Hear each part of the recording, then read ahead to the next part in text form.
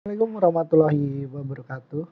Berjumpa kembali dengan saya pada pelatihan krisis manajemen human behavior di modul 5, di modul terakhir pada sesi pelatihan praktek pada hari ini, yaitu terkait dengan membuat dan menjaga komunikasi yang efektif atau dalam bahasa Inggris establish and maintain effective communication. Seperti biasa, saya akan memperkenalkan diri saya terlebih dahulu. Nama saya Arif Budi Astono, lahir di Kebumen tanggal 26 Februari 1989. Saya jurusan nautika, di kapal bekerja di bagian navigasi atau dek. Sertifikat kompetensi saya di ahli nautika tingkat 2. Bekerja di kapal mulai dari tahun 2009 sampai dengan terakhir di tahun 2020. Kemudian bekerja sebagai PNS di tahun 2021 di BP3IP Jakarta sebagai instruktur sampai dengan hari ini. Bertemu Bapak Ibu semua. Mari lanjut ke tujuan pembelajaran. Sama seperti sebelumnya, yang pertama yaitu menambah pengetahuan dan keterampilan tim manajemen kapal dalam penerapan penanganan situasi darurat, kemudian meningkatkan kemampuan tim manajemen kapal untuk meyakinkan keselamatan para penumpang, pencegahan pencemaran dan keselamatan kapal, kemudian memiliki rasa tanggung jawab yang tinggi dalam mengatasi keadaan darurat. Yang tujuan khusus pada pembelajaran modul kelima ini yaitu meningkatkan komunikasi yang efektif terhadap pemberian informasi, instruksi, umpan balik, dan pelaporan. Itu tujuan khusus pada modul 5 ini. Seperti biasa, kita akan menyaksikan sebuah video terkait tindakan pada saat situasi darurat di atas kapal. Silakan disimak videonya, kemudian kita akan bahas setelah videonya selesai dibuat.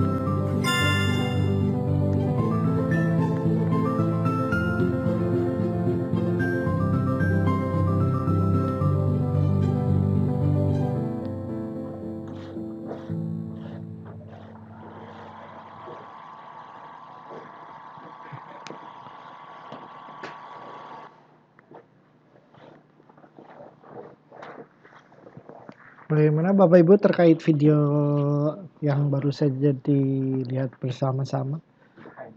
Ini merupakan salah satu bentuk komunikasi satu arah, yaitu dengan memberikan pentampilan video. Menurut riset, orang yang akan mendengarkan hanya melihat, dan mendengarkan itu mungkin akan mendapat informasi yang kurang maksimal karena tidak ada umpan balik atau tanya jawab di sini. Tapi apabila disampaikan secara terus-menerus pada saat penumpang berada di atas kapal, tetap memiliki efek yang lebih baik daripada tidak ada video seperti ini sama sekali. Jadi yang dimaksud komunikasi yaitu pemberian informasi dari pemberi, kemudian dari kita maksudnya, kemudian diberikan informasi tersebut kepada penumpang. Maksud dan tujuannya sama yang akan kita sampaikan, mereka menangkapnya juga sama maksud dan tujuan yang informasi yang disampaikan. Salah satu bentuk komunikasi adalah tadi melalui video, itu komunikasi satu arah. Kemudian ada komunikasi dua arah, misalnya dengan tanya jawab, wawancara, atau memberikan penjelasan secara langsung. Lanjut. Komunikasi efektif yaitu kemampuan untuk memberitahukan dengan jelas dan mengarahkan secara singkat melalui informasi yang tepat dengan menggunakan sumber daya yang tersedia dalam merespon kedaruratan. Contohnya yang merupakan sumber daya yang tersedia dalam respon kedaruratan yaitu tadi melalui video. Kemudian pada saat kapal akan berlayar, Bapak Ibu memperagakan cara penggunaan alat keselamatan. Itu juga salah satu bentuk komunikasi. Kemudian cara mendapat umpan balik yaitu dengan cara tanggung jawab, dengan cara memberikan pertanyaan kepada peserta apakah mereka sudah jelas dengan peragaan yang sudah disampaikan atau ada yang perlu diulangi, misalnya seperti itu. Kemudian perintah dan informasi sebaiknya diberikan dalam bentuk yang sederhana karena dalam situasi krisis kemampuan manusia dapat menurun untuk menerima dan memahami pesan yang kompleks. Jadi pada saat situasi darurat gunakan bahasa yang sederhana, misalnya untuk kumpul, misalnya untuk memerintahkan berkumpul di master station, mungkin Bapak Ibu bisa berkata kumpul seperti itu pada master station atau kumpul di DB sebelah kanan seperti itu. Akhirnya mereka akan berpindah ke DB sebelah kanan di titik kumpul di sana. Itu yang dimaksud dengan komunikasi efektif. Kemudian tujuan komunikasi yang pertama itu yaitu tidak terjadi miskomunikasi.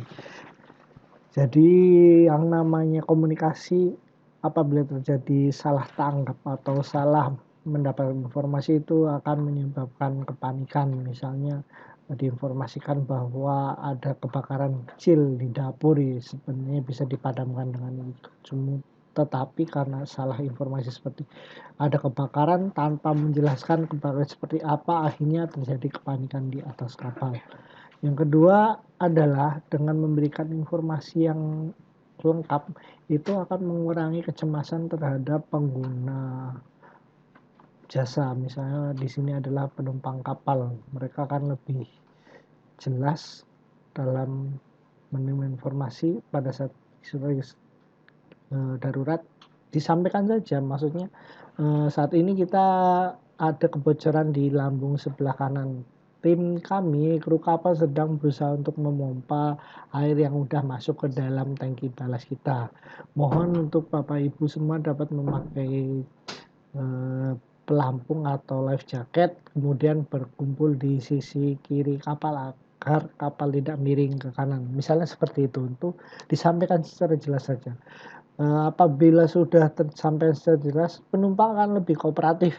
Jadi penumpang seperti tadi contohnya itu bisa diarahkan untuk berkumpul di sebelah sisi kiri. Akhirnya kapal akan tetap tegak tanpa miring ke kanan, walaupun ada terjadi kebocoran di kanan, diimbangi dengan jumlah manusia yang berada di sisi kiri. Nah, ini juga akan membantu kita dalam menangani situasi darurat. Yang terakhir adalah mencegah kejadian yang tidak diinginkan. Apa sih ya, namanya kerja di atas kapal pasti banyak resiko-resiko lah. Ini salah satu untuk mengurangi resiko ya adalah dengan memberikan komunikasi. Lanjut. Yang jelas untuk prinsip komunikasi itu ada 3. Yang pertama itu jangan beranggapan bahwa penumpang tahu segalanya. Jadi Bapak Ibu sebagai kru kapal merasa sudah disetelkan video, sudah dikasih peragaan di awal sebelum kita berangkat berlayar, tapi Bapak Ibu tuh tetap harus memberikan informasi. Jangan beranggapan mereka juga sudah tahu, jangan seperti itu Bapak Ibu, mohon izin. Lebih baik begini, tanyakan kepada mereka butuhnya apa sih umpamanya memakai life jacket sudah dirasa benar semua, ternyata talinya kurang. Nah, Bapak Ibu tuh harus mengecek seperti itu. Jadi jangan berpikir semua udah bisa pakai life jacket kok, kan sudah dikasih contoh di depan, seperti itu. Makanya yang pertama prinsipnya itu jangan beranggapan bahwa penumpang tahu segalanya. Kemudian yang kedua adalah setiap penumpang itu butuh informasi. Jadi sampaikan saja sejelas-jelasnya bahwa seperti tadi diinformasikan bahwa terjadi kebocoran. Kru sedang mencoba untuk mengatasinya dengan memompa keluar air yang sudah masuk ke dalam tangki balas. Bapak Ibu dipersilakan untuk berkumpul di sebelah sisi kiri agar kapal tetap tenang. Sampaikan aja dengan ini, dengan jelas itu.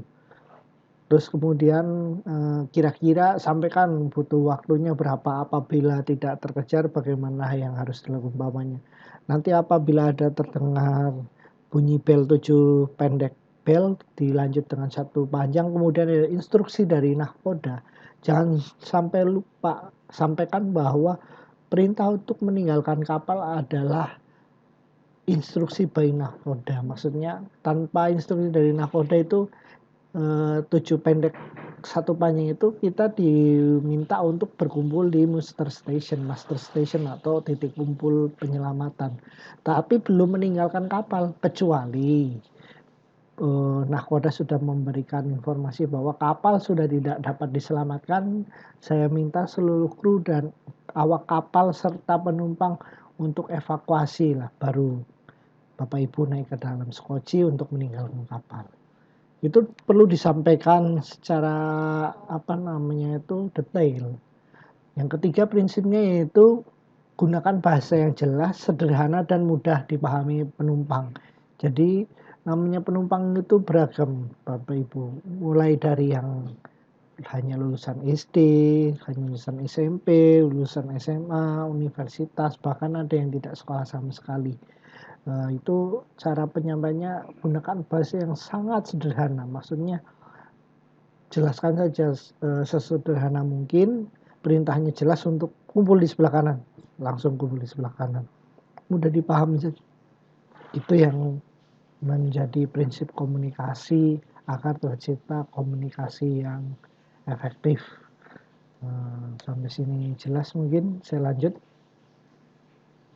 Jadi intinya pada pembelajaran kita kali ini dalam pelajaran praktek menggunakan komunikasi yang efektif akan meningkatkan efisiensi dan efektivitas dalam menangani keadaan darurat di atas kapal. Itu intinya yang bisa saya sampaikan. Kemudian untuk tugas pada pertemuan hari ini adalah apabila ada perintah untuk meninggalkan kapal, buatlah dialog antara Anda dan penumpang, tetapi gunakan komunikasi yang efektif. Saya tambahkan satu lagi, saya minta dialog yang sudah dibuat itu dipraktekkan dalam bentuk video, kemudian bisa diupload ke dalam LMS ini. Waktunya 1 jam dari sekarang. Saya mohon kerjasama Bapak Ibu semua untuk melaksanakan ini semua. Mohon kerjasamanya dan ketepatan waktunya. Silakan dikerjakan dari sekarang, saya tunggu 1 jam mendatang. Mungkin itu saja yang bisa disampaikan oleh saya untuk pelatihan CMHBT ini, Crisis Management and Human Behavior, pada pembelajaran praktek di hari kedua. Kurang lebihnya mohon maaf apabila ada kesalahan terkait bagaimana saya menyampaikan ataupun ada yang kurang jelas, silakan bisa dihubungi kami di kolom chat LMS ini. Kemudian apabila ada kata-kata kurang yang berkenan, kami mohon maaf sebesar-besarnya. Akhir kata, wassalamualaikum warahmatullahi wabarakatuh. Sampai jumpa di pelatihan-pelatihan selanjutnya. Dadah.